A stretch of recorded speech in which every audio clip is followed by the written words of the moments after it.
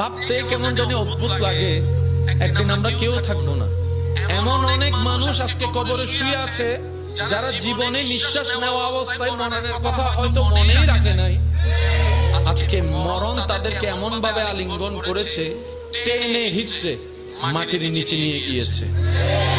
তাও নিজের হাতে মাটি তাদেরকে টানে নাই, নিজের আপন সেই ব্যক্তিদের হাতে তার লাশটা আজকে মাটির মধ্যে শুয়ে আছে।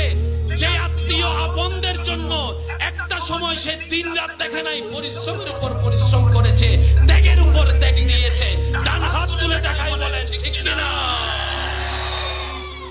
আজকে সে আপনরা তাকে ঘরে রাখে।